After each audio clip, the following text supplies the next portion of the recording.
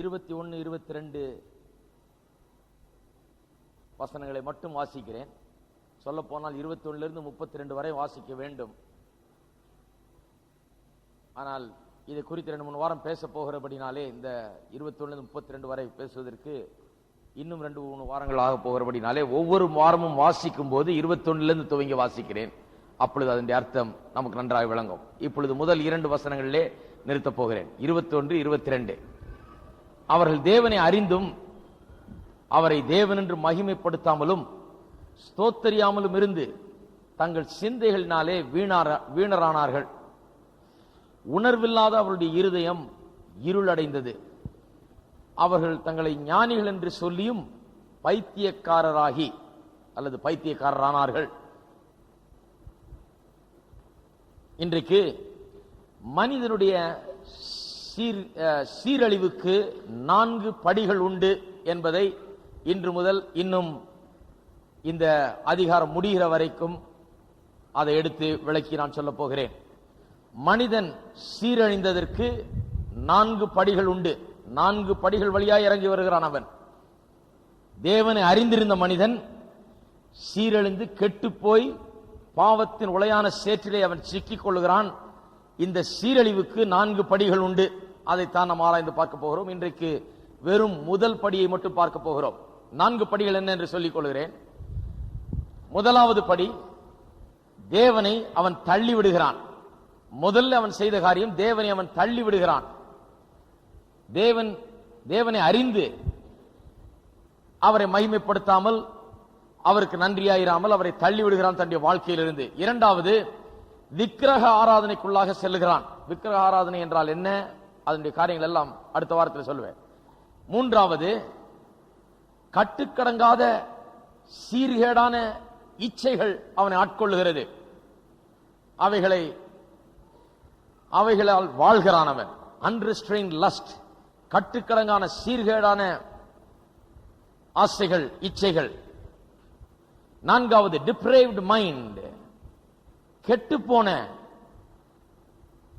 அறிவு, சிந்தனைகள், முற்றிலுமாய் சீரழிந்து கெட்டுப்போன அறிவு அல்லது சீரழிந்த சிந்தனைகள்.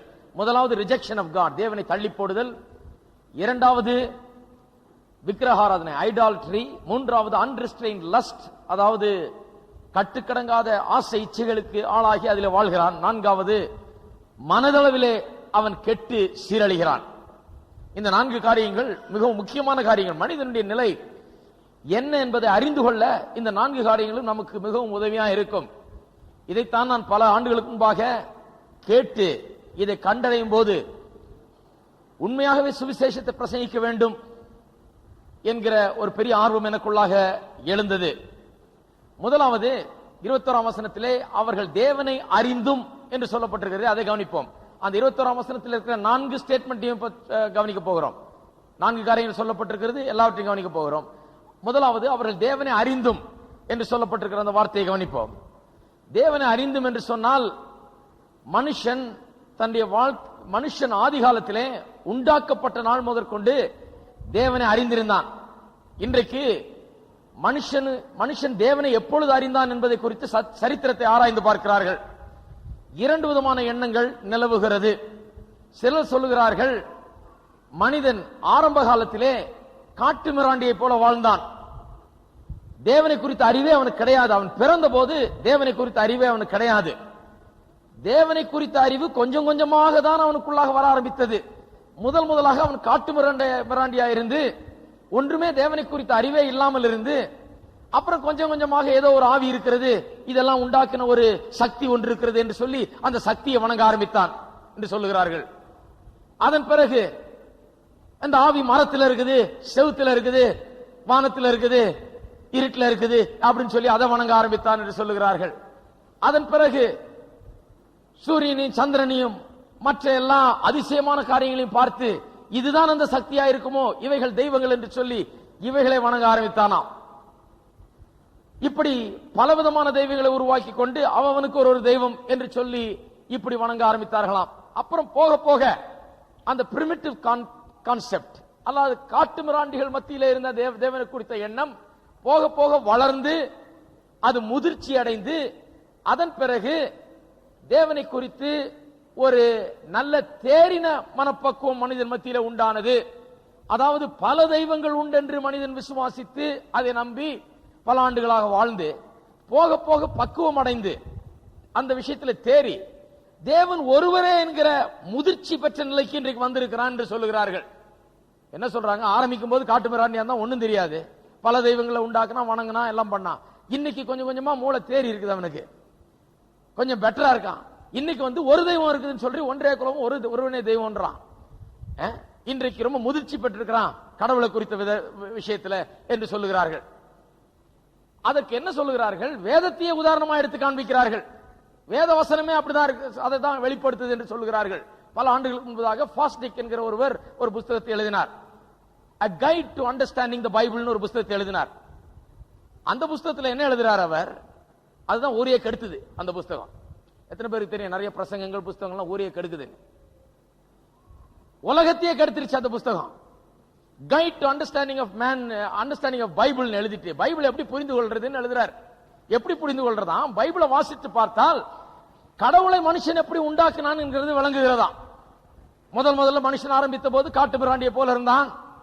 அவனுடைய தேவனை குறித்த அவனுடைய எண்ணத்தை பாருங்க. வேதத்துல ஆரம்ப பக்கங்களில் பார்த்தால், வேத புஸ்தகத்தின் ஆரம்பத்தில் பார்த்தால் அவன் தேவனை குறித்து எப்படி எண்ணுகிறான்? சோதம் குமாரவை அழித்த தேவன் அக்னியை அழித்து போட்டார், எரித்து போட்டார். உலகத்தையே வெள்ளத்தால் அழித்து போட்டார்.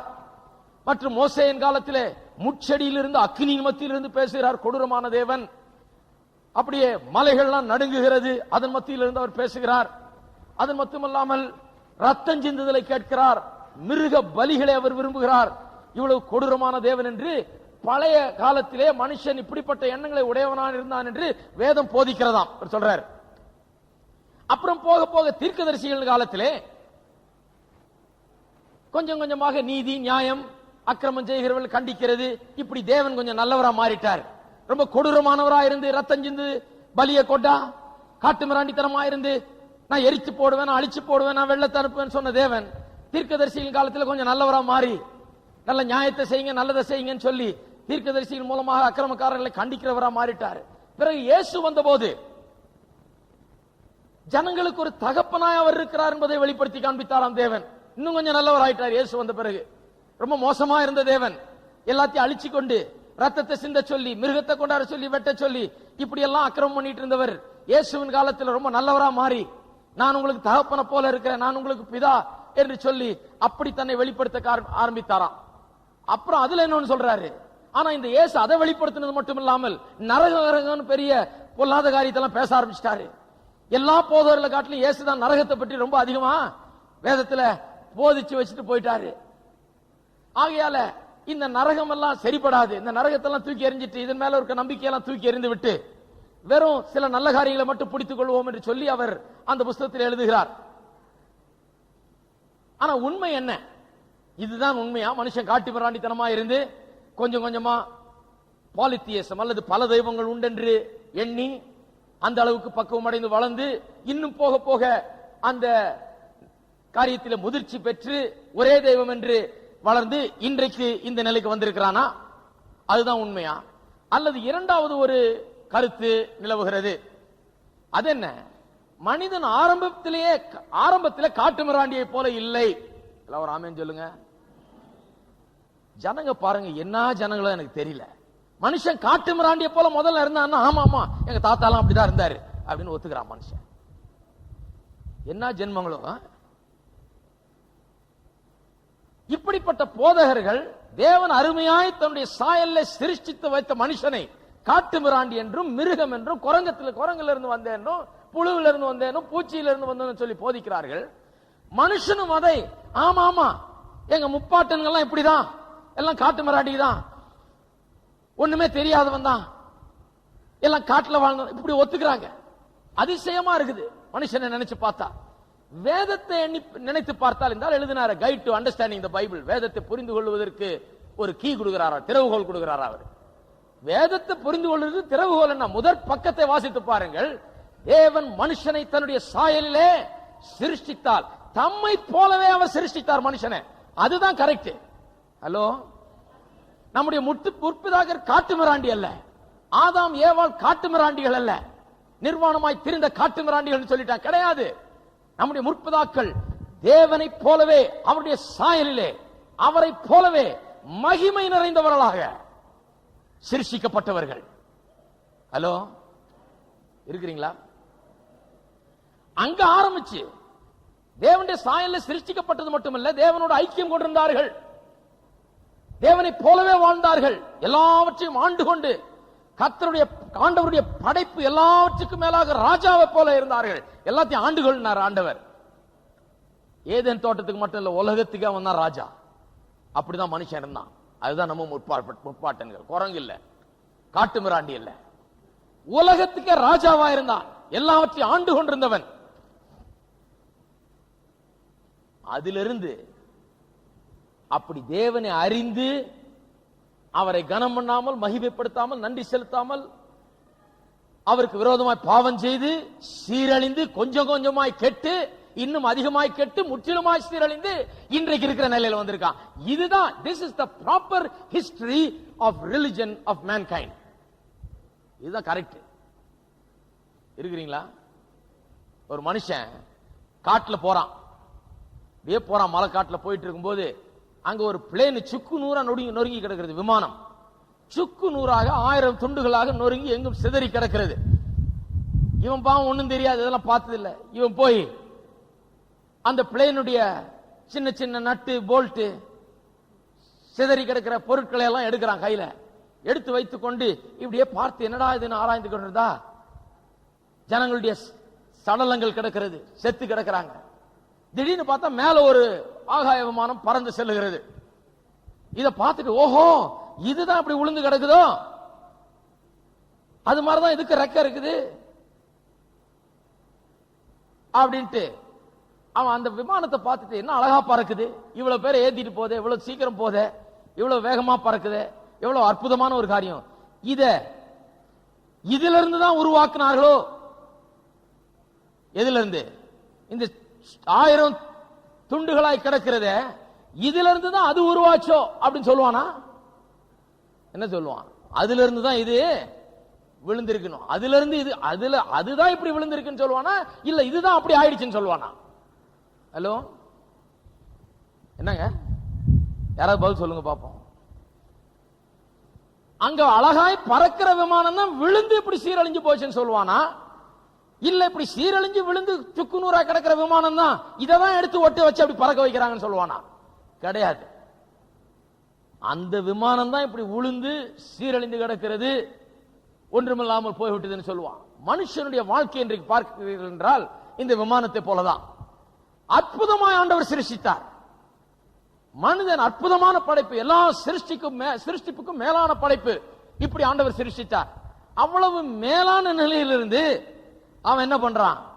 கீழே விழுந்து சுக்கு நூறாக உடைந்து இந்த விழுந்து கிடக்கிற விமானத்தை போல சிதறி கிடக்கிற வாழ்க்கையாக அவனுடைய வாழ்க்கை இருக்கிறது. இன்றைக்கு அநேகருடைய வாழ்க்கையை கவனித்து பாருங்கள். மனுஷனுடைய வாழ்க்கை ஏன் இப்படி இருக்கிறது என்று எண்ணி பார்த்திருக்கிறீர்களா? ஏன் மனுஷன் இப்படி சீரழிந்து கிடக்கிறான்?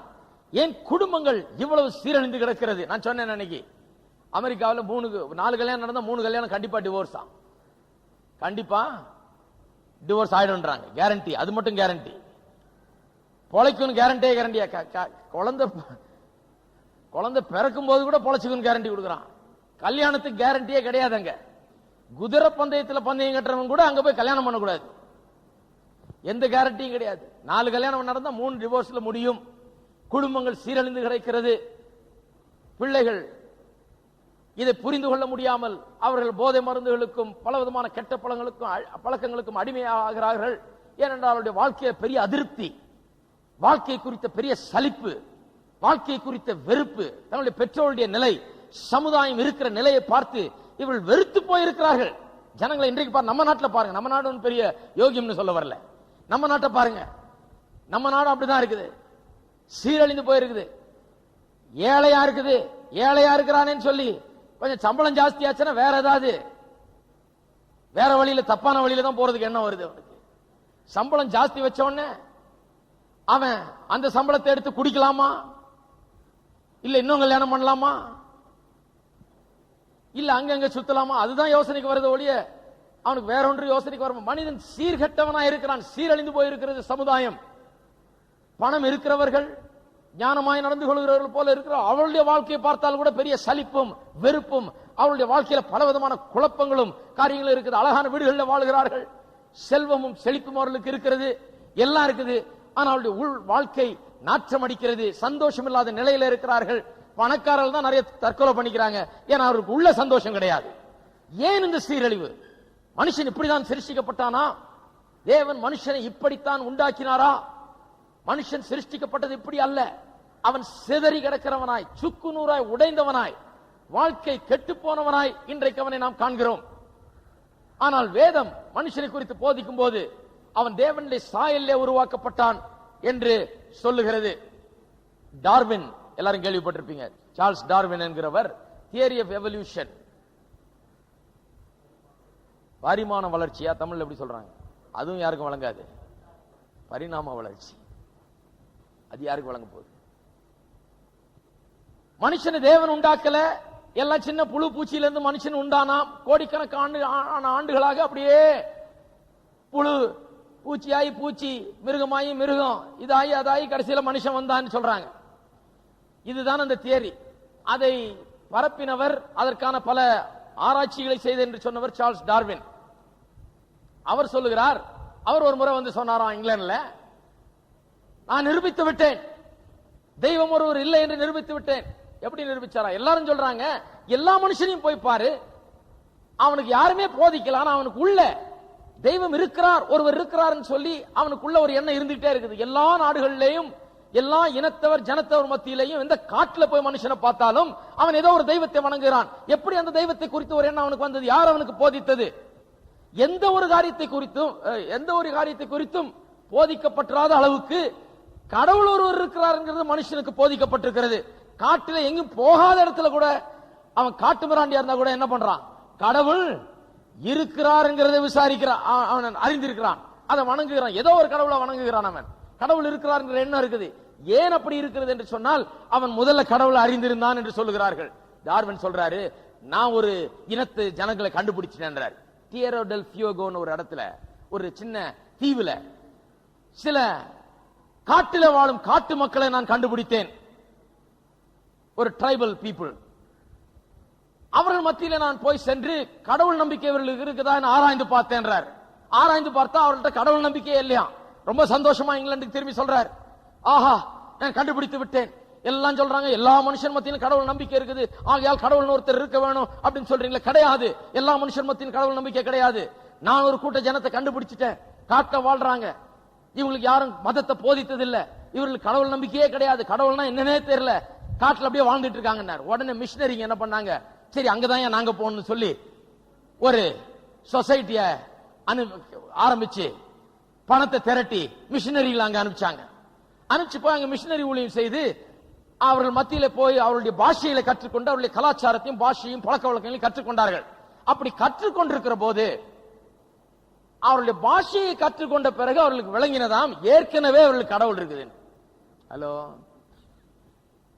ஏற்கனவே அவர்களுக்கு, அவன் முட்டாள் இல்ல, டார்வின் தான் முட்டாத்தனமா வந்துட்டார் விளங்காம. இவருக்கு பாஷையும் தெரியல, அவன் பழக்க வழக்கமும் தெரியல, ஒண்ணும் தெரியல. போய் பார்த்துட்டு இவருக்கு புரிஞ்ச அளவுக்கு அவனுக்கு கடவுள் இல்லைன்னு வந்துட்டாரு. அவனுடைய பாஷையை போய் கற்று அவனுக்கு சுவிசேஷத்தை சொல்ல வேண்டும் என்று சென்ற மிஷனரிமார்கள் போய் அவனுடைய பாஷையை கற்று பார்த்தா அப்புறம் அவன் சொல்றான், ஆமா எங்களுக்கு கூட கடவுள் இருக்குது, நீ என்ன புதுசா ஒரு கடவுளை கூட சொல்றேன். வேதம் சொல்லுகிறது, மனுஷனை தேவன் சிருஷ்டித்தார். அவன் சிருஷ்டிக்கப்பட்ட முதல் மனுஷன் தேவனை பூரணமாய் அறிந்திருந்தான். அவன் காட்டு மிராண்டி அல்ல, தேவனுடைய சாயலில் சிருஷ்டிக்கப்பட்டு தேவனை பூரணமாய் அறிந்திருந்தான். பிறகு அவன் தேவனுக்கு விரோதமாய் பாவம் செய்தான். தேவன் கொடுத்த எல்லா ஆசீர்வாதத்தையும் அனுபவித்தார்.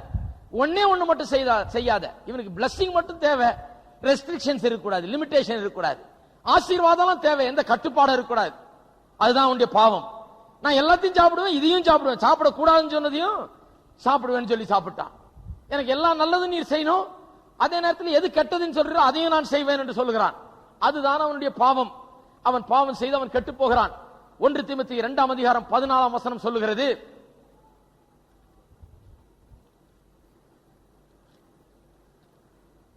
1 தீமோத்தேயு 2:14 சொல்லுகிறது, மேலும் ஆதாம் வஞ்சிக்கப்படவில்லை, ஸ்திரீயானவளே வஞ்சிக்கப்பட்டு மீறுதலுக்கு உட்பட்டாள். நீங்க சொல்லலாம், ஐயோ பாவையா, மனுஷன் பாவம் செய்தான். நீங்களே வேதம் சொல்லுகிறது, வஞ்சிக்கப்பட்டு விட்டான், ஏமாற்றப்பட்டு விட்டான், அப்படிதான் பாவம் செய்துட்டான், பாவம் ஏமாந்துட்டான்.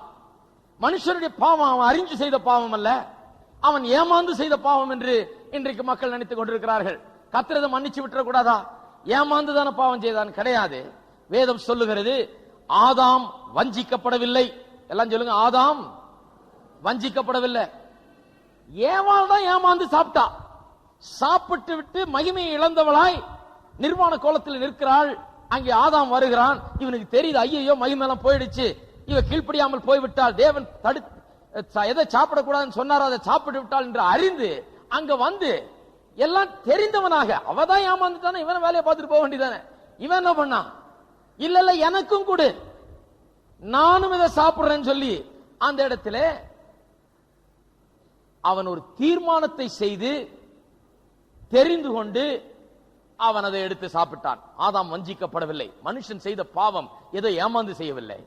மனுஷனுடைய பாவம் அவன் வேண்டுமென்றே செய்தது.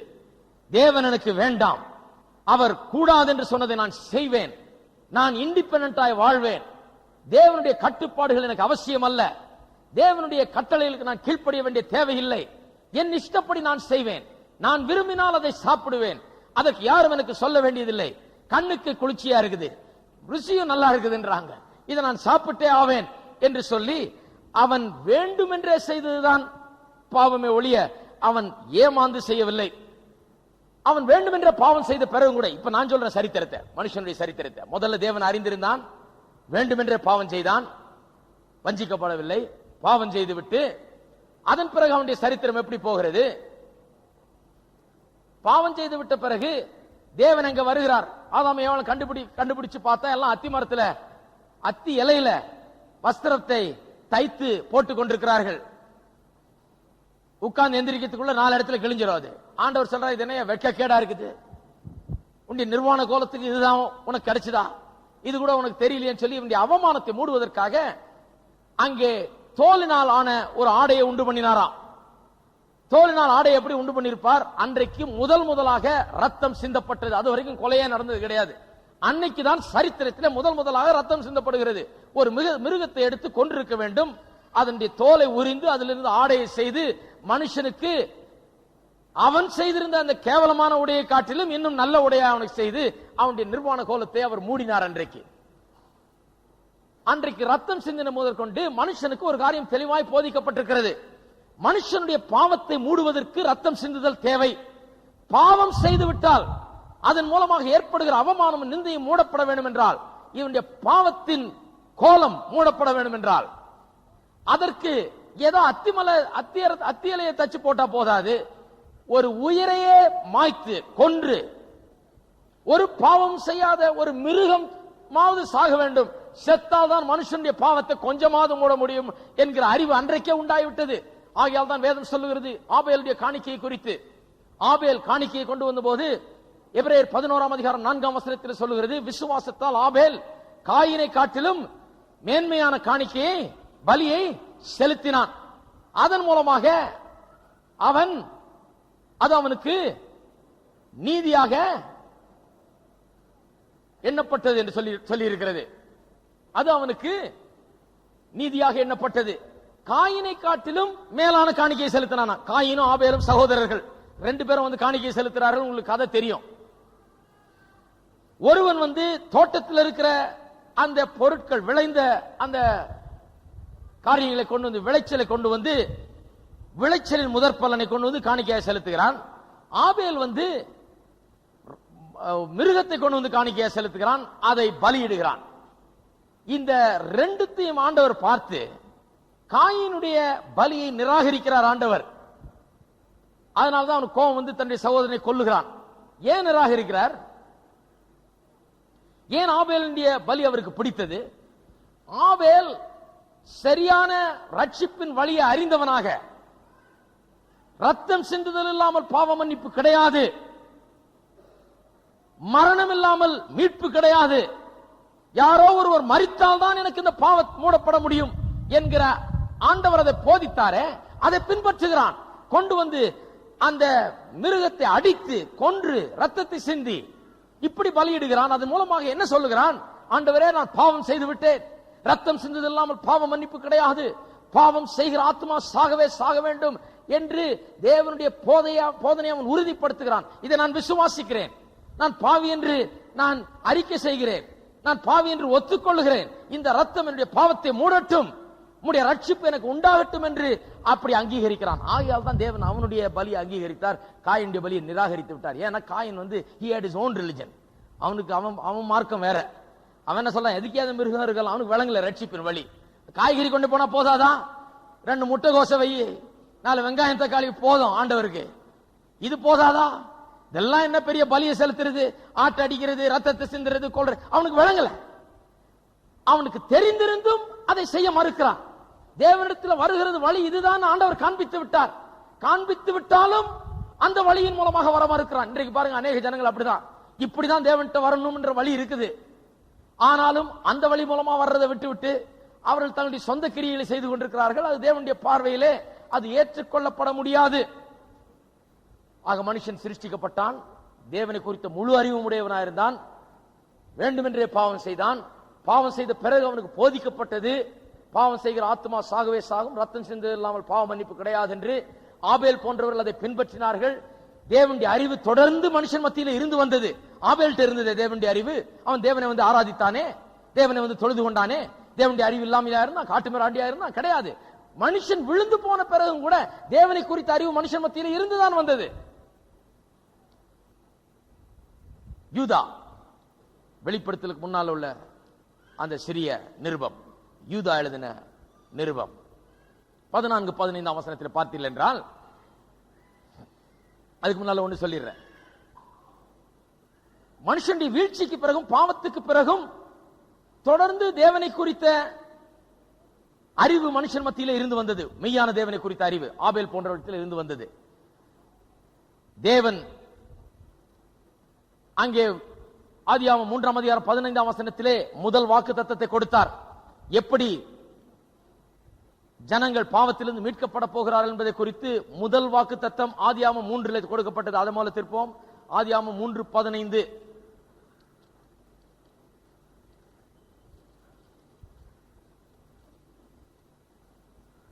உனக்கும் ஸ்திரீக்கும் உன் வித்துக்கும் அவள் வித்துக்கும் பகை உண்டாக்குவேன், அவர் உன் தலையை நசுக்குவார், நீ அவர் குதிங்காலை நசுக்குவாய் என்றார். சாத்தானிடத்தில் பேசுகிறார். சாத்தானை சபித்து அந்த கொடுக்கப்பட்ட அந்த சாபத்திலேயே நம்முடைய மீட்பின் வாக்குத்தத்தம் அடங்கி இருக்கிறது. சாத்தான் சொல்றார், உனக்கும் ஸ்திரீக்கும் உன் வித்துக்கும் ஸ்திரீயின் வித்துக்கும் பகை உண்டாக்குவேன், அவர் உன் தலையை நசுக்குவார். வரப்போகிற கிறிஸ்துவை குறித்த முதலாவது வெளிப்படையான வாக்குத்தத்தம் இதுதான். ஆதியாகமம் 3:15 வசனம். அவர் திட்டவட்டமா சொல்லுகிறது, ஸ்திரீயின் வித்து, ஸ்திரீயினிடத்திலிருந்து பிறக்கிறவர், மனுஷனுடைய உதவி இல்லாமல் கன்னியின் வயிற்றிலே பிறக்கிறவர், ஸ்திரீயின் வித்து உன் தலையை நசுக்குவார், நீ அவர் குதிங்காலை நசுக்குவாய் என்று இப்படியா சொன்னார். சிலுவை குறித்து இயேசு வருவார் என்றும் சிலுவையில மரிப்பார் என்றும் இப்படி சாத்தானை அவர் ஜெயிப்பார் என்றும் அங்கே சொல்லப்பட்டிருக்கிறது. ஆகையால் மனுஷனுக்கு அப்பவே தேவனை குறித்த அறிவு இருந்தது. மனுஷன் விழுந்து போன பிறகும் சுத்தமா தேவனை அறியல என்றல்ல, தேவனை குறித்து தேவனே போதித்தார். வாக்குத்தத்தங்கள் மூலமாகவும் மற்ற காரியங்கள் மூலமாகவும் தேவனை போதித்து வைத்திருந்தார்.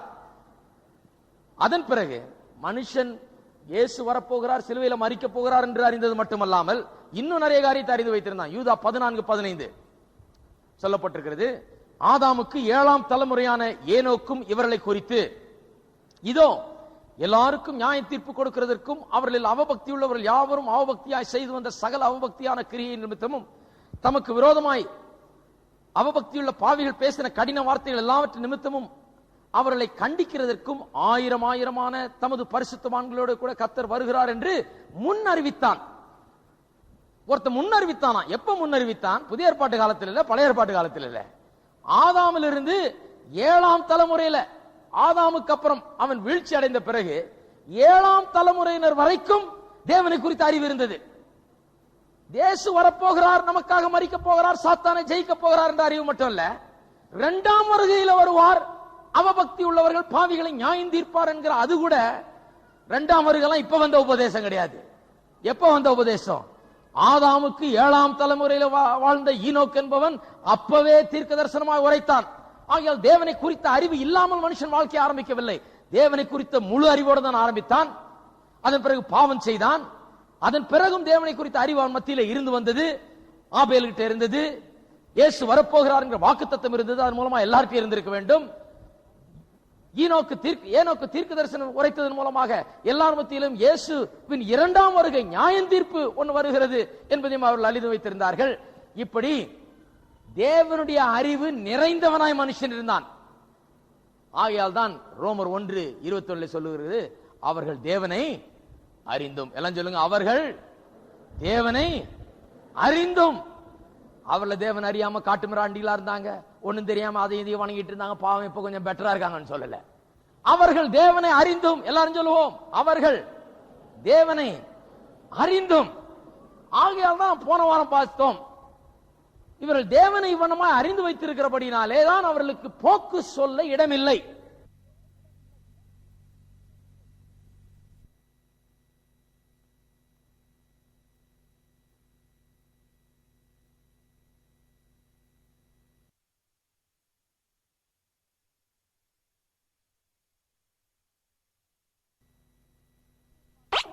இயற்கையை பார்த்து, சிருஷ்டிக்கப்பட்ட உண்டாக்கப்பட்ட உலகத்தை பார்த்து தேவன் உண்டு என்று அவன் அறிந்து கொள்ளலாம் என்று இதற்கு முந்தின வசனத்திலிருந்து போதித்தேன் போன வாரத்தில்.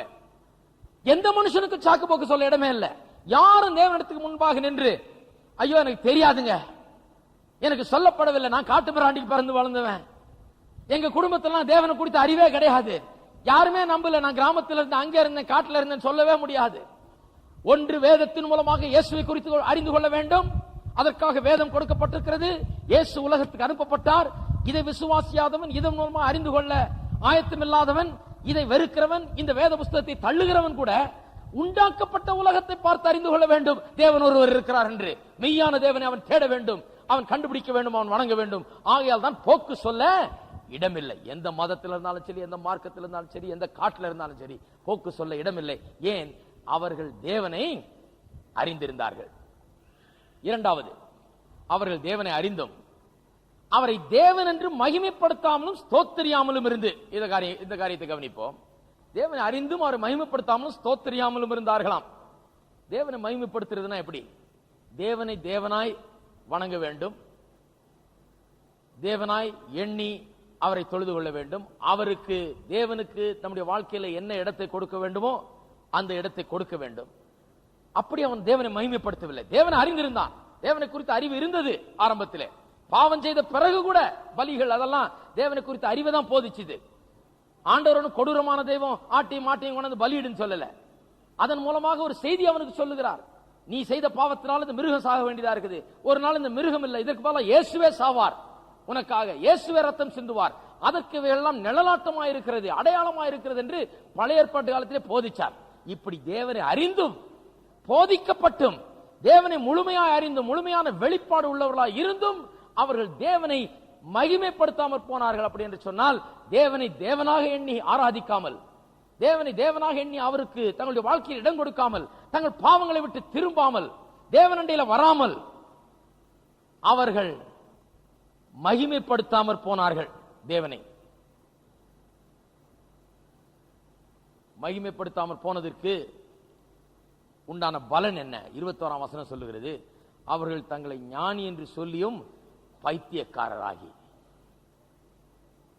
தேவனை மகிமைப்படுத்தாமல், தேவன் வேண்டாம், அவரண்டில் நான் வரமாட்டேன் என்று சொல்லி தேவனை அறிகிற அறிவையே உதறி தள்ளிவிட்டு அந்த அறிவுக்கு தூரமாய் விலகி போனவர்கள் என்னவானார்கள்? ஞானியாகல. மனுஷன் நீங்க நினைத்துக் கொண்டிருக்கிறான் ஞானி என்று. அவன் சொல்லுகிறான் கடவுள் ஒன்று என்று உண்டென்று விசுவாசித்தால் நீ பைத்தியக்காரன் சொல்றான். முட்டாள். கடவுள் இல்லை இருக்கிறார் என்று சொல்லுகிறவன் முட்டாள் என்று சொல்லுகிறாங்களே. வேதம் சொல்லுது கடவுள் இல்லை என்று சொல்றவன் தான் முட்டாள், தேவன் இல்லை என்று சொல்லுகிறவன் முட்டாள். அவன் ஞானி என்று எண்ணி பைத்தியக்காரனாகிவிட்டான். தேவனை அறிகிறவனாய் இருந்து முற்றிலுமாய் அறிந்து அந்த அறிவை தள்ளி வெறுத்து தூரமாய் போய் அவன் தேவனை மகிமைப்படுத்தாமல் போனான். மகிமைப்படுத்தாமல் என்று சொன்னால் தன்னுடைய வாழ்க்கையில் அவருக்கு தக்க இடத்தை கொடுக்கவில்லை, தேவனை தேவனாய் வணங்கவில்லை. இரண்டாவது, ஸ்தோத்திரியாமலும் இருந்து என்று சொல்லுகிறான் இல்லையா? அது 2வது காரியத்திலே 2 காரியம் சொல்லப்பட்டிருக்கு. ஒன்று மகிமைப்படுத்தவில்லை, இன்னொன்று ஸ்தோத்திரிக்கவில்லை. மகிமைப்படுத்துகிறது என்றால் என்னன்னு சொல்லிட்டேன். வாழ்க்கையில் இடம் கொடுக்கிறது, தேவனாய் அவரை மதித்து நம்முடைய வாழ்க்கையில தேவனாய் அவரை வைத்துக் கொள்வது. ஸ்தோத்திரியாமல் இருந்து என்று சொன்னால் நன்றி கட்டவர்களா இருந்து, அதுதான் அர்த்தம். ஸ்தோத்திரம்னா இங்க வந்து ஸ்தோத்திரம் ஸ்தோத்திரம் சொல்றது அது இல்ல. ஸ்தோத்திரம் ஸ்தோத்திரியாமல் இருந்து என்று சொன்னால் நன்றி இல்லை. பாருங்க, பன்றிகள். எனக்கு ஒரு நண்பர் இருந்தார் அந்த காலத்துல, அமெரிக்காவில் படிக்கிற காலத்துல 3 பெரிய ஃபார்ம் வச்சிருந்தார். ஃபார்ம்ஸ் வச்சுக்கிட்டு ஒரு ஏரோப்ளேனை வச்சுக்கிட்டு அங்கங்க ஃபார்ம்லயே போய் இறங்கிடுவார். சின்ன ஏரோப்ளேன் வச்சு ஒரு நாள் என்ன கூட்டு போனார் அவருடைய ஃபார்முக்கு. போனா பன்னிகள் சும்மா 1000 கணக்கில் வளர்க்கிறார். 1000 கணக்கில் வளர்க்கிறார் பன்னிகள். கொழு கொழு கொழு கொழுன்னு இருக்குது. எல்லாம் வளர்த்து நல்லா கடியானவன வித்துறார். போய் அங்க அழகா மிஷின் எல்லாம் ஒழுங்கு பண்ணிருக்காரு. அங்க போய் நின்னுக்கிறார். அந்த மிஷின்ல வந்து எங்கேயும் மிலிட்டரியில வேஸ்ட் பண்ண சாப்பாடு அது இதெல்லாம் கொண்டாந்து இங்க கொதிக்க வச்சு எல்லாத்தையும் கலந்து ஒரு கதம்பமா அனுப்புறாங்க, ஒரு குழாய் மூலமா. இவர் அங்க நின்று அந்த பண்டிகைகளுக்கு கரெக்டா வருதான்னு இவரே போய் அங்க தள்ளி விட்டுக்கிட்டத கரெக்டா வருதா பாரு, அங்க வந்ததா இங்க வந்தா பாரு, அப்படியே குழாய் பூரா போதும். அங்கங்க பண்ணி நேரா போய் மோத்த அதுல விட்டுட்டு இருக்குது. ஒரு பண்ணியாவது இந்த மனுஷனை ஏற எடுத்து பார்க்க மாட்டேங்குது. நல்லா தின்னுது, பொழுதன்னைக்கும் தின்னுது, குழாயே பார்த்துட்டு இருக்குது. இன்னும் வருமா இன்னும் வருமா இன்னும் வருமா, இன்னும் அனுப்பு. இவர் பாவம் இங்க இருந்து பிளேன்ல வந்து இறங்கி அங்க போய் எல்லாத்தையும் பிடிச்சி தள்ளு தள்ளு தள்ளு, அங்க வந்துதா பாரு, அங்க ஓடு இங்க ஓடு, 4 ஆளை வச்சு எல்லாம் பண்ணி இந்த பண்ணிங்களுக்கு எல்லாம் சாப்பாடு நேரத்துக்கு வந்து சேர்ந்துதான் பாக்குறாரு. ஒரு பண்ணியாவது மேல தலையை தூக்கி பார்த்திருக்கீங்களா நீங்க? பார்க்கவே பார்க்காது, எல்லாம் தின்றதுலயே இருக்கும்.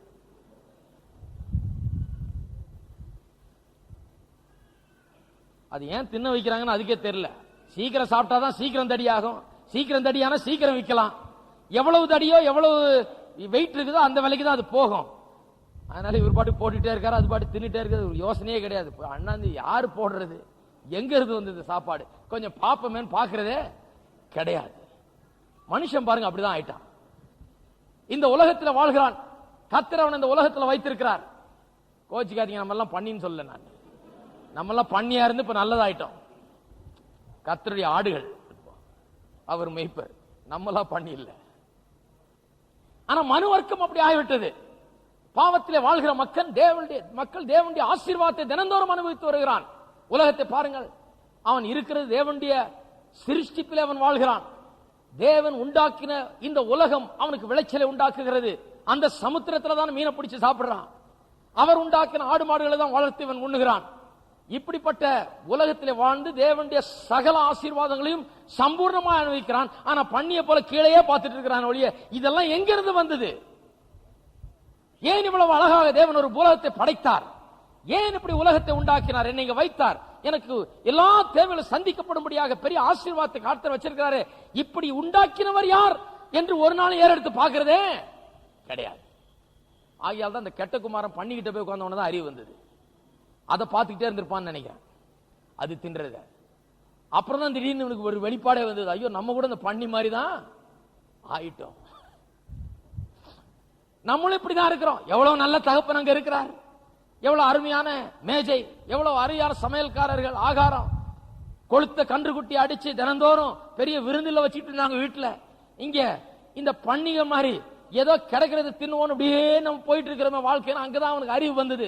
அங்கிருந்து எந்திரிச்சானா, எந்திரிச்சு நேரா பிதாவின் வீட்டுக்கு வந்தான். சிலர்லாம் நம்ம எல்லாம் அப்படிதான் வந்திருக்கிறோம். பண்டிகள் மத்தியில இருந்து ஐயையோ நம்ம பண்டிகள்ல நம்ம மனுஷர்கள் என்று நம்மை படைத்த தேவனை எப்படி நாம் காணாமல் இருக்க முடியும்? நம்மை உண்டாக்கினவரை எப்படி நாம் நினைத்து பார்க்காமல் இருக்க முடியும்? இந்த அற்புதமான உலகத்தை உண்டாக்கினவரை, இதில் உள்ளவற்றையும் வைத்தவரை மறந்துவிட்டு அதன் சுகத்தை மட்டும் அனுபவிக்க முடியுமா என்று எண்ணி நன்றி உள்ளவர்களாய் மாறினோம். தேவனை எண்ணி பார்த்தோம். வாலிபனே, உன் வாலிப நாட்களிலே உன் சிருஷ்டிகரை நினை என்று வேதம் சொல்லுகிறது. வயசாகி பல்லெல்லாம் விழுந்த பிறகு, கண்ணெல்லாம் தெரியாம மங்கி போன பிறகு தள்ளாடுற காலத்தில் நினைல. இப்பொழுது நினைத்து பார், இன்றைக்கு நினைத்து பார். இன்றைக்கு இந்த மிருகத்தை போல வாழாத, கீழே பார்த்துட்டு வாழாத, இதுல இருக்கிற சுகங்கள்லாம் அனுபவித்துக் கொண்டு கிடைச்சா போதும், ஆடினா போதும், நம்முடைய ஆட்டம் பாட்டம் தான் போதும், நம்ம சந்தோஷமா இருந்தா போதும், நம்முடைய இந்த உலக சிற்றின்பங்கள் போதும் என்று வாழ வேண்டாம். அண்ணாந்து பார், வாலிபனே, உன் வாலிப நாட்களிலே உன் சிருஷ்டிகரை நினைத்து பார் என்று வேதம் சொல்லுகிறது. அண்ணாந்து பார்ன்னு சொல்லுது. ஹலோ, அண்ணாந்து பார்த்தேன் நான். அன்னைக்கு தான் எனக்கு விளங்குச்சு. ஆளே மாறிட்டேன். அதுதான் ரட்சிப்புன்றோம். என்னைக்கு அண்ணாந்து பார்த்து இதெல்லாம் உண்டாக்குன ஒருத்தர் இருக்காரு. நான் இப்படி இருக்கக்கூடாது, நன்றி உள்ளவனா இருக்க. நன்றி கெட்டத்தனம் தான் பாருங்க எல்லா பாவத்தோட பெரிய பாவம். அது ஒரு பேரண்ட்ஸ் என்னது, பாவத்துக்கெல்லாம் தாவப்பன் மாதிரி. அது எல்லாருக்கும் தாய் தாப்பா இருக்கிறது போல பாவத்துக்கும் தாய் தாப்பா. பாவத்துல எல்லாம் பெரிய பாவம் என்னன்னா நன்றி கெட்ட விதமா வாழ்றது பாருங்க, அதுதான் பெரிய பாவம். பொய் சொல்றது, புறங்கூறுறது, கொலை செய்யறது, இதெல்லாம் கூட அதெல்லாம் இருக்குது. ஆனா அதை விட பெரிய விஷயம் என்னன்னா நன்றி கெட்டத்தனமா இருக்கு. ஆண்டவரை மறந்து விடுகிறது, நம்மை படைத்தவரை மறந்து விடுகிறது. ஆண்டவர் சொல்லுகிறார் ஏசாயா 1 அதிகாரத்திலே, தேவன் மனுஷரை குறித்து, இப்படிப்பட்ட நன்றி கெட்ட மனுஷர்களை குறித்து அவர் சொல்லுகிறார். 2 வசனங்கள், 2-3 வசனங்கள். வானங்களை கேளுங்கள், பூமியை செவிகொடு, கர்த்தர் பேசுகிறார். நான் பிள்ளைகளை வளர்த்து ஆதரித்தேன், அவர்களோ எனக்கு விரோதமாய் கலகம் பண்ணினார்கள். இஸ்ரவேல் மக்களை குறித்து சொல்லுகிறார். மாடு தன் எஜமானையும், கழுதை தன் ஆண்டவனின் முன்னணையும் அறியும், இஸ்ரவேலரோ அறிவில்லாமலும் என் ஜனம் உணர்வில்லாமலும் இருக்கிறது. ஜனம் பாத்தீங்களா எப்படி இருக்குது? ஆடு மாடு கூட தெரியுது தன்னுடைய எஜமான. ஆடு மாடு கூட தன்னை மேய்க்கிறவன ஒரு எட்டி பாக்குது. ஆனா என்னுடைய ஜனங்களுக்கு இவ்வளவு செய்திருக்கிறேன், இவ்வளவு நன்மைகளை நான் அவருடைய வாழ்க்கையில செய்திருக்கிறேன், என்ன கொஞ்சம் கூட எண்ணி பார்க்கிறது இல்லை என்று சொல்லி ஆண்டவர் புலம்புகிறார். அதை நாம் கவனித்து பார்க்க வேண்டும். ஜனங்க பாருங்க, இன்னைக்கு ரொம்ப பெரிய நாகரிகம் வந்துருச்சுன்றாங்க. அருமையான உடைகள் உடுத்துறார்கள், நல்ல வீடுகளில் வாழுகிறார்கள், நல்ல படிப்பு படிக்கிறார்கள், பல்கலைக்கழகங்களும் பலவிதமான ஆராய்ச்சிகளும் தொழில் நுணுக்கங்களும் விஞ்ஞான அறிவும் பெருகி இருக்கிறது மனுஷன் மத்தியிலே. எங்க போனாலும் தேங்க்யூன்னு சொல்றதை ரொம்ப கத்து வச்சிருக்கிறோம். தேங்க்யூன்னு சொன்னா ரொம்ப கல்ச்சர்டு பர்சன், ரொம்ப நாகரிகமான ஆளியா, எல்லாத்துக்கும் தேங்க்ஸ் சொல்லுவார். வந்து உட்காருங்க, கொத்தர கொஞ்சம் அப்படி நாந்துக்கிட்டா தேங்க்யூன்றீங்க. அவ்வளவு கல்ச்சர் இருக்குது நம்ம கிட்ட. உலகத்துல கல்ச்சரை பற்றி, தங்களுடைய அறிவு, நாகரிகம், விஞ்ஞான வளர்ச்சி இதை குறித்து பெருமை பாராட்டுகிறார்கள். ஆனால் இவ்வளவு கல்ச்சர் மத்தியிலேயும், இவ்வளவு அறிவு நாகரிகம் மத்தியிலேயும், இவ்வளவு பொது அறிவின் மத்தியிலேயும் நன்றி கெட்டவர்களாக இருக்கிறார்கள். உலகம் படைத்த ஆண்டவருக்கே நன்றி சொல்லுகிறதில்லை, படைத்த ஆண்டவரை வணங்குகிறதில்லை, தேவனை தேவனாய் எண்ணுகிறது கிடையாது, அவரை ஸ்தோத்தரியாமல் இருக்கிறார்கள், மகிமைப்படுத்தாமல் இருக்கிறார்கள் என்று வேதம் சொல்லுகிறது. இதுதான் தேவனை தள்ளுகிறது. உண்டாக்கின ஆண்டவரை மதிக்காமல், அவரை ஸ்தோத்தரியாமல், நன்றி செலுத்தாமல், அவருக்கு நன்றி உள்ளவர்களாய் வாழாமல் போய்விட்டார்கள். 3வது காரியம், தங்கள் சிந்தனைகளினாலே வீணரானார்கள். தங்கள் சிந்தனைகளினாலே வீணரானார்கள். மனுஷன் ஆவிக்குரியபடி மட்டும் அழிந்து போகிறதில்லை, சீர்கெடுறதில்லை, சிந்தனையிலும் சீர்கெட்டு விடுகிறான். ஆவிக்குரியபடி சீர்கெடுகிற மனுஷன், தேவனிடத்திலிருந்து அவனுக்கு உறவு துண்டிக்கப்படும் போது ஆவிக்குரிய சீரழிவு அவனுக்கு உண்டாகிறது. இந்த ஆவிக்குரிய சீரழிவு உண்டான பிறகு மனதளவிலே சிந்தனையிலும் அவன் சீர்கெட்டு போகிறான். அதுதான் மனுஷனுடைய நிலைமை. சிந்தனையில சீர்கெட்டு போகிறபடினாலேதான் சிந்தனையில சீர்கெடுகிறது. ஏன்? அவன் தேவனை ஆராதியாமல், அவரை மகிமைப்படுத்தாமல், அவருக்கு நன்றி செலுத்தாமல் இருக்கிறபடினால்தான் சிந்தனையிலே சீர்கெட்டு போகிறான். சங்கீதம் 94:11 சொல்லுகிறது, மனுஷனுடைய சிந்தனைகள் எல்லாம் வீண் என்று கர்த்தர் அறிவார் என்று. கர்த்தர் மனுஷனுடைய சிந்தனையெல்லாம் பார்க்கிறார், அதெல்லாம் வீண் என்று அறிகிறார். 1 கொரிந்தியர் திருப்பி இன்னும் ஒரு வசனத்தை வாசிக்கிறேன். 1 கொரிந்தியர் 1 அதிகாரம் 18 முதல் 21 வரை. சிலுவையை பற்றிய உபதேசம் கெட்டு போகிறவர்களுக்கு பைத்தியமாயிருக்கிறது. யாருக்கு பைத்தியமாயிருக்கிறது? நல்லா சொல்லுங்க. கெட்டு போகிறவர்கள். கெட்டு போகிறவர்கள் என்ன? பாவத்தை அழிந்து போனவர்கள், சீரழிந்து போன மனு வர்க்கத்திற்கு, தேவனை விட்டு தூரமாய் போனவர்களுக்கு, தேவனை அறிந்தும் அந்த அறிவை உதறி தள்ளிவிட்டு தூரமாய் போய் இன்றைக்கு காட்டு மிராண்டி போல் வாழ்ந்து கொண்டிருக்கிறானே நவநாக உலகத்திலே, அந்த மனுஷனை தான் சொல்லுகிறது. கெட்டு போகிற மனுஷனுக்கு சிலுவையை குறித்த உபதேசம் பைத்தியக்காரத்தனமாய் தோன்றுகிறது. ரட்சிக்கப்படுகிற நமக்கோ அது தேவ பலனாய் இருக்கிறது. அந்தபடி ஞானிகளுடைய ஞானத்தை அழித்து புத்திசாலிகளுடைய புத்தியை அவமாக்குவேன் என்று எழுதியிருக்கிறது. ஞானி எங்கே? வேதபாரகன் எங்கே? இப்பிரபஞ்சத்தின் தர்க்க சாஸ்திரி எங்கே? உலகத்தின் ஞானத்தை தேவன் பைத்தியமாக்கவில்லையா? எப்படி எனில், தேவனுக்கு ஏற்றபடி உலகமானது சுய ஞானத்தினாலே தேவனை அறியாதிருக்கையில் பைத்தியமாய் தோன்றுகிற பிரசங்கத்தினாலே விசுவாசிகளை ரட்சிக்க தேவனுக்கு பிரியமாயிற்று. மனுஷனுடைய சிந்தை சீர்கெட்டு சீரழிந்து கிடக்கிறது. அவனுக்கு சிலுவையை குறித்த உபதேசம், கிறிஸ்துவை குறித்த உபதேசம் எல்லாம் பைத்தியமாய் தோன்றுகிறது. நான்காவது, உணர்வில்லாத அவருடைய இருதயம் இருள் அடைந்தது. இதை நல்லா அறிந்து பார்ப்போம். உணர்வில்லாத அவருடைய இருதயம் இருள் அடைந்தது. மனுஷன் ஆதியிலே தேவனுடைய ஒளியினால் உடுத்தப்பட்டிருந்தான். உடைய தேவையில்லை, ஒளியை அவனை மூடிக்கொண்டிருந்தது. நிர்வாணமா இல்ல, அவர் ஒளியினால் உடுத்தப்பட்டிருந்தான். ஒளிதான் அவனுக்கு உடை. அப்படிதான் மனுஷன் இருந்தான். பாவம் நுழைந்த போது அந்த ஒளி அவனிடத்திலிருந்து போய்விட்டது. மனுஷன் தேவனை ஆராதியாமல், தொழுது கொள்ளாமல், மகிமைப்படுத்தாமல், அவரை தோத்தறியாமல், நன்றி செலுத்தாமல், இப்படி தொடர்ந்து அறிந்த சத்தியத்தை விட்டு விலகி வாழ்ந்தபடினாலே அவனுடைய உள்ளம் இருளடைந்தது. உணர்வில்லாதவர்களாகி அவளுடைய இருதயம் இருளடைந்தது என்று வேதவசனம் சொல்லுகிறது. இயேசு இந்த உலகத்தில் வந்தபோது இந்த உள்ளம் இருளடைந்தவர்களாக இருக்கிறவர்கள் மத்தியிலே தான் வந்தார். யார் மத்தியில வந்தார்? உள்ளம் இருளடைந்தவர்கள் மத்தியில வந்தார். ஆகையால் தான் யோவான் எழுதின சுவிசேஷம் 1 அதிகாரம் 5 வசனம் இப்படி சொல்லுகிறது. யோவான் 1 அதிகாரம் 5 வசனம் அந்த ஒளி இயேசுவை குறித்து பேசும்போது சொல்லுகிறது. 4 வசனத்திலிருந்து வாசிக்கிறேன். அவருக்குள் ஜீவன் இருந்தது, அந்த ஜீவன் மனுஷருக்கு ஒளியாயிருந்தது. அந்த ஒளி இருளிலே பிரகாசிக்கிறது, இருளானது அதை பற்றி கொள்ளவில்லை. அதாவது என்ன சொல்லுகிறது? மனுஷனுடைய உள்ளமெல்லாம் இருளடைந்து விட்டது. எல்லாருடைய உள்ளமும் இருளடைந்து விட்டது. இந்த இருளின் மத்தியில ஒளி என்ன பண்ணுச்சான்? பிரகாசிக்கிறது. ஆனால் மனுஷருக்கு இந்த ஒளி பிரகாசிக்கிறது என்று புரிந்து கொள்ள முடியவில்லை. அவர்களால் அதை அறிந்து கொள்ள முடியவில்லை. 9 வசனம் சொல்லுகிறது, உலகத்திலே எந்த மனுஷனை பிரகாசிப்பிக்கிற ஒளியே அந்த மெய்யான ஒளி. அவர் உலகத்தில் இருந்தார். யாரு அந்த ஒளி? உலகம் அவர் மூலமாக உண்டாயிற்று, உலகமோ அவர் அறியவில்லை. அதாவது குருடர்கள் ஆயிட்டாங்க மனுஷர்கள். ஒளி இல்லாமல் இருளடைந்து போனார்கள். கண் குருடாய் விட்டது, ஆவிக்குரிய கண். இது மத்தியில ஒளி வீசுது. இயேசு வாழ்கிறார் இந்த உலகத்திலே. எல்லாம் குருடாயி கண் தெரியாமல் இருக்கிறபடினாலே ஒளி வீசினாலும் ஒளியை அறிந்து கொள்ள முடியவில்லை அவர்களால்.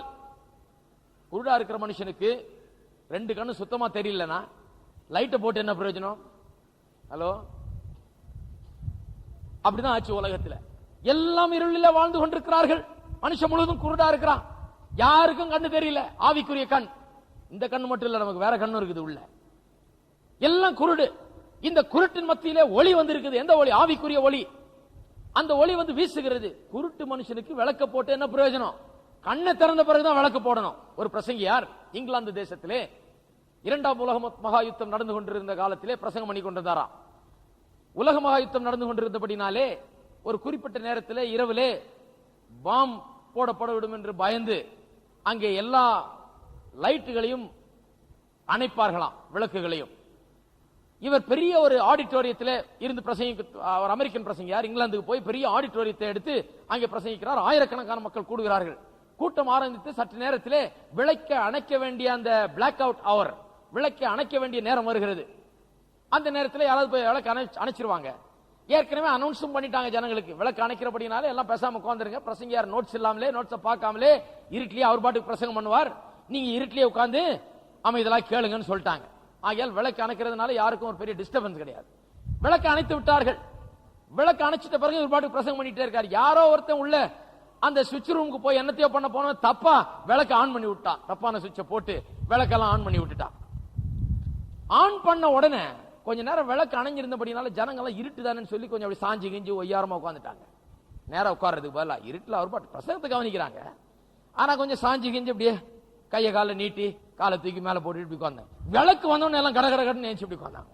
ஒரே சத்தம், சலசலப்பு, எல்லாம் எந்திரிச்சு நேரம் உட்கார்ந்தாங்களா. ஒரு ஆள் மட்டும் அங்க உட்கார்ந்து இருந்தவர் என்ன ஆச்சு, ஏன் நிறுத்தினாரு அப்படின்னா பார்த்தா அந்த ஆளுக்கு 2 கண்ணும் தெரியல, 2 கண்ணும் குருடு. அவருக்கு தெரியல, விளக்க போட்டிருக்கிறாங்க. எல்லாருக்கும் தெரியுது, கண்ணு தெரியுற மனுஷனுக்கு தெரியுது வெளிச்சம் அடிச்ச உடனே வெளிச்சம் வந்துருச்சுன்னு. கண்ணு தெரியாதவனுக்கு எப்படி தெரியும் வெளிச்சம் வந்த பிறகு வெளிச்சம் வந்துருச்சான்னு? அவனுக்கு தெரியல, என்ன ஆச்சு, ஏன் பிரசங்கத்தை நிறுத்திட்டாரு, ஏன் எல்லாம் கத்துறீங்க அப்படிங்கிறான். உலகம் அப்படிதான் இருக்குது. இயேசு உலகத்துக்கு வந்த போது பாருங்க, அந்த பிரசங்கியார் எல்லாம் குருடரா இருந்து யாருக்குமே ஒரு கண்ணும் தெரியலனா விளக்க அணைச்சிட்டு பிரசங்கம் பண்ணா என்ன, விளக்க போட்டு நீங்க பிரசங்கம் பண்ணும்போது 4 தடவை அணைச்சு போட்டாலும் ஒன்னும் ஆக போறது கிடையாது. அவங்க பாட்டுக்கு எப்பவும் போல உட்கார்ந்து கேட்டுட்டு இருக்க போறாங்க. அவர்களுக்கு கண்ணே தெரியல. இயேசு உலகத்துக்கு வந்த போது அப்படிப்பட்ட ஒரு கூட்டத்தின் மத்தியில் வந்தார். யாருக்குமே கண்ணு தெரியவில்லை. இவர் ஒளி, இவர் பிரகாசிக்கிறார் ஒளி. அவர்களால் அதை புரிந்து கொள்ள முடியவில்லை. கண் இல்லாதனால வெளிச்சத்தை பார்க்க முடியவில்லை. முதல்ல கண்ணை திறந்தாதான் இவனுக்கு வெளிச்சம் பார்க்க முடியும்.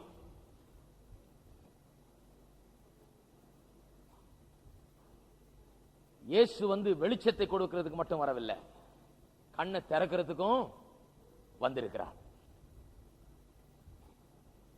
சிலுவை அண்டையில் நாம் வரும்போது, சிலுவையிலே இயேசு எனக்காக மரித்தார், என்ற பாவங்களை எங்க சுமந்து தீர்த்தார். அவர் என்னுடைய ரட்சகர். நான் என்னை ரட்சித்துக் கொள்ள முடியாது, நான் பாவி, பாவத்தின் சம்பளம் மரணம்,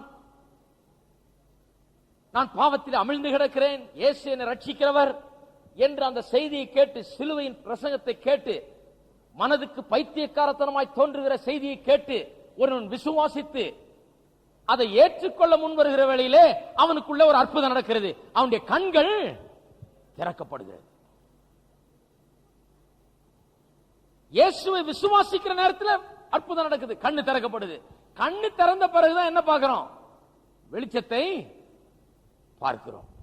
கண்ணு திறந்த பிறகுதான் ஓஹோ, தேவன் இதெல்லாம் வெளிப்படுத்தினாரா இயேசுவின் மூலமாக. ஏன் உலகத்தார் வசனத்தை விசுவாசிக்கிறது இல்லை, வேத வசனத்தை உலகத்தார் ஏன் விசுவாசிக்கிறது இல்லை? கண்ணு திறக்கப்படல. ஆகையால் தான் வேத புஸ்தகத்தை எடுத்தவனே வேணாம், ஏன் மூடிடு, இதெல்லாம் எனக்கு நம்பிக்கை இல்லைன்றான்.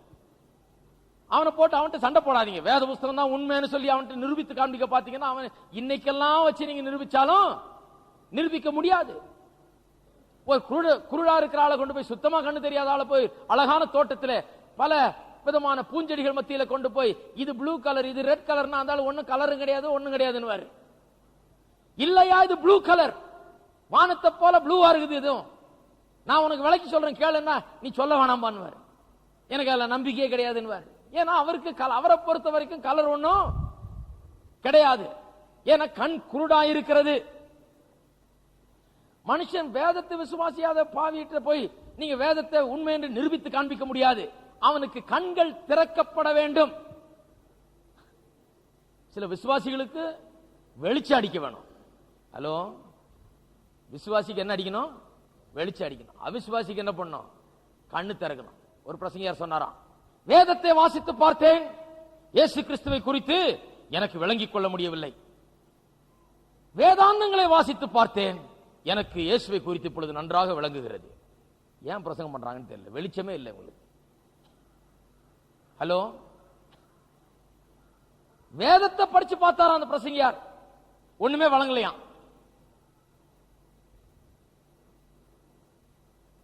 பகவத்கீதையும் ராமாயணத்தையும் வாசித்து பார்த்தாரா, நல்லா விளங்குதான். எதுக்கு பிரசங்கம் பண்றாருன்னு தெரியல. இதுல இல்லாத வெளிச்சமா அதுல இருக்குது. இதுதான் வெளிச்சம். இங்க இருந்து தான் வெளிச்சம். இயேசுவை குறித்து அறிந்து கொள்ள வேண்டும் என்றால், தேவனை குறித்து அறிந்து கொள்ள வேண்டும் என்றால் இங்கே தான் இருக்குது, அங்கே இல்ல. அது இங்கே தான் இருக்கிறது. விசுவாசிகளுக்கு தேவை வெளிச்சம், அவிசுவாசிகளுக்கு தேவை கண் பார்வை. கண் பார்வை எப்போ வருது? இயேசுவை ஏற்றுக்கொண்டு ரட்சகராக ஏற்றுக்கொண்டு, நான் பாவி, இயேசு எனக்காக மரித்தார், என்னை மீட்டுக் கொள்வதற்கு அவர் ஒருவரே ரட்சகர், அவரை நான் இன்றைக்கு விசுவாசிக்கிறேன், என்னுடைய வாலிப வயதில் என்னுடைய சிருஷ்டிகரை நான் நினைத்து பார்க்கிறேன், மிருகத்தை போல நன்றி கட்டவனாக கீழே பார்த்துக் கொண்டிருக்க மாட்டேன், மேல பார்ப்பேன். இதெல்லாம் ஏன் உண்டாயிற்று? எதற்காக உண்டாயிற்று? இதை படைத்தவர் யார்? நான் எந்த நோக்கத்துக்காக இந்த உலகத்தில் இருக்கிறேன்? நான் எதற்காக உண்டாக்கப்பட்டிருக்கிறேன்? என்னுடைய சரீரம் அற்புதமாய் படைக்கப்பட்டிருக்கிறது. இதற்கு ஒரு ஆண்டவர் உண்டா? படைப்பாளி ஒருவர் உண்டா?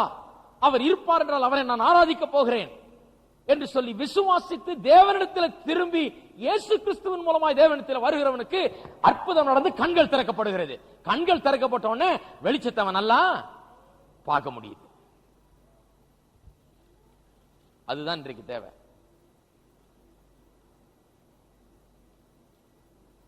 கண்கள் திறக்கப்பட வேண்டும் அவிசுவாசிகளுக்கு.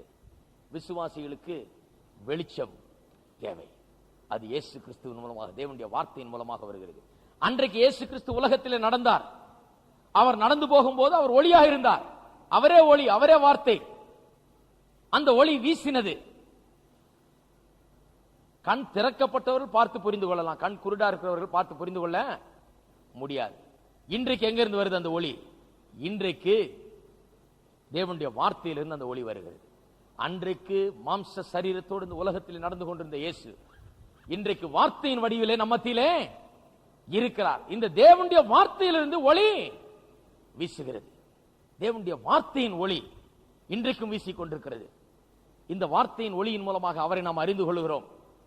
நம்மை உண்டாக்கிறவரை அறிந்து கொள்கிறோம். அவரை குறித்த காரியங்களை நாம் அறிந்து கொள்கிறோம். தேவனை ஆழமாக அறிந்து கொள்கிறோம். தேவனோடு கூட ஒரு உறவை, ஒரு ஐக்கியத்தை நாம் ஏற்படுத்திக் கொள்கிறோம். இந்த வார்த்தை நமக்கு அதை உண்டாக்கி தருகிறது. ஒளியிலே நடப்போம் என்று வேதவசனம் சொல்லுகிறது.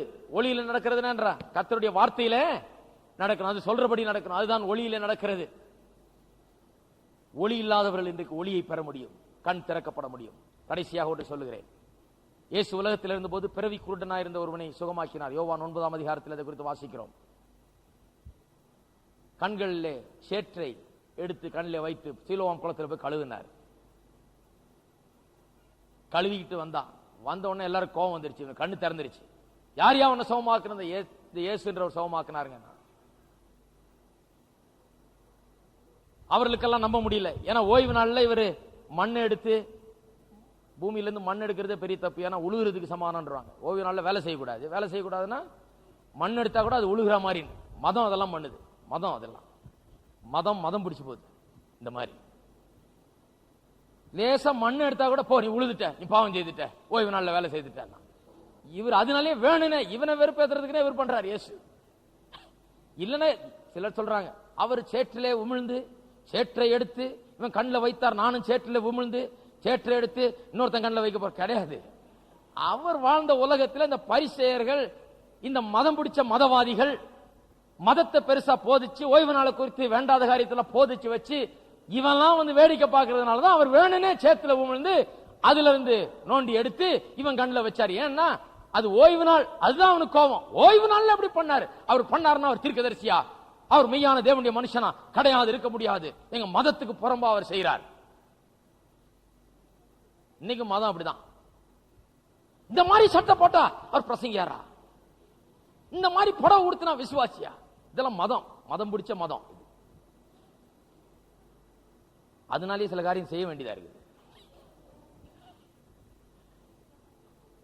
இவங்களெல்லாம் மாத்திரத்துக்கு இந்த மதத்தை போட்டு உழுக்கணும், 4 உலுக்கி பார்க்க வைக்கணும் எது உண்மை.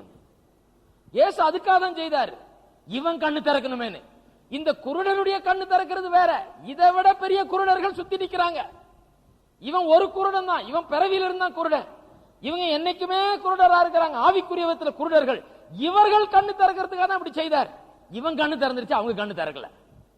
இவன் நேரா போன அடுத்த நாள் தேவாலயத்துக்கு அங்க இயேசு இருக்கிறார். இயேசு சொல்றார், தேவனுடைய குமாரனை நீ விசுவாசிக்கிறாயா? சொல்றான், ஐயா உடனே சொல்லுங்க, இப்பவே விசுவாசிக்கிறேன். யார் அவர்? நான் தான். ஆண்டவரே உம்மை விசுவாசிக்கிறேன். சுத்தி இருந்தவெல்லாம் இந்த அற்புதத்தை பார்த்து, ஒரு குருட்டு கண் திறக்கிறத பார்த்துட்டு என்ன சொல்லிட்டு போனா, இவன் தேவனுடைய மனுஷனே கிடையாது, எங்களுக்கு மோசையே தெரியும், நாங்கள் தேவனை தெரியும், எங்களுக்கு மதம் உண்டு, எங்களுக்கு மார்க்கம் உண்டு, எங்க சபையில் அப்படி போதிக்கிறாங்க. இவனுக்கு ஒண்ணும் தெரியாது. இவன் பாரு, சேத்தை எடுத்து மண் கண்ணில் வச்சு இந்த ஓய்வு நாள்ல என்ன கலாட்டா பண்ணிட்டான். ஒரு கண்ணு திறக்கப்பட்டுருச்சு, சரீர பிரகாரமான கண்ணு. ஆவிக்குரிய கண், குருடானவர்களுடைய கண்கள் அன்றைக்கு திறக்கப்படவில்லை, குருடாவே போயிட்டாங்க. நான் இன்றைக்கு ஒரு கேள்வியை கேட்கிறேன், இயேசுவை குறித்து பிரசங்கித்து இருக்கிறேன். நம்மை உண்டாக்கின தெய்வம் உண்டென்றும்,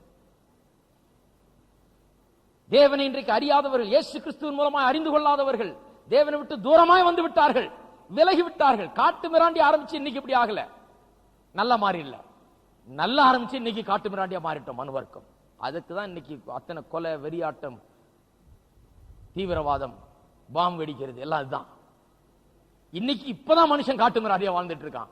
முதல்ல காட்டு மிராண்டியா வாழல. இதை சொல்லி இருக்கிறேன். இயேசு ரட்சகர் என்று சொல்லி இருக்கிறேன். வெளிச்சம் இயேசு, அந்த வெளிச்சம் வீசிக்கொண்டிருக்கிறது. இயேசுவை அறியாதவர்கள் அவர் மூலமாய் தேவனை அறிந்து கொள்ள முடியாது. இயேசுவண்டையில் வந்து இயேசுவை விசுவாசித்து ஏற்றுக்கொண்டால் கண்கள் திறக்கப்படும், தேவனை கண்டுகொள்வீர்கள், தேவனை அறிவீர்கள் என்று சொல்லுகிறேன். நீங்க இன்னைக்கு சொல்லலாம், ஐயா ஐயா இதெல்லாம் வேணாம், எனக்கு நான் என்னுடைய ஆர்ப்பாட்டத்திலையும் என்னுடைய களியாட்டத்திலையும் என்னுடைய சந்தோஷத்திலையும் எனக்கு இருக்கிற சுகத்திலையும் நான் வாழ்ந்துட்டு போறேன், இதெல்லாம் என்னத்துக்கு, எனக்கு இதெல்லாம் வேணாம் அப்படின்னு சொல்லிட்டு போயிடலாம். இல்ல, ஆம், என்னுடைய கண்கள் திறக்கப்பட வேண்டும். இன்றைக்கு நான் தேவனுடைய பிள்ளையாக மாற வேண்டும். தேவனை அறிகிற அறிவு இருந்துதானா இப்ப எல்லாம் விட்டு தூரமா வந்துட்டேன். இப்ப அது இல்ல. இப்பதான் காட்டு மிராண்டித்தனமா வாழ்ந்து கொண்டிருக்கிறேன். வாழ்க்கை சரியில்லை. இது மாற வேண்டும். இயேசு வந்து என்னை மாற்ற வேண்டும். தேவன் என்னை மீட்க வேண்டும், என்னை ரட்சிக்க வேண்டும். என்னை நான் ஒப்பு கொடுக்கிறேன், தேவனிடத்தில் வருகிறேன் நான் என்று சொன்னால் இன்றைக்கு இந்த இடத்திலேயே கண்கள் திறக்கப்படும். ஆவிக்குரிய கண்கள்.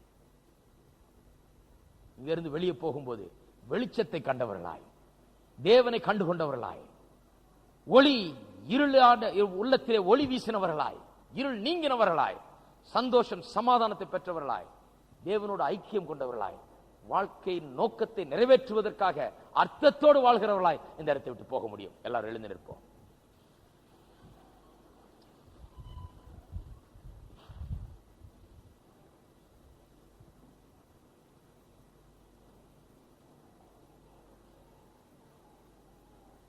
எல்லாரும் தலைவணங்கி நாம் கண்களை மூடுவோம்.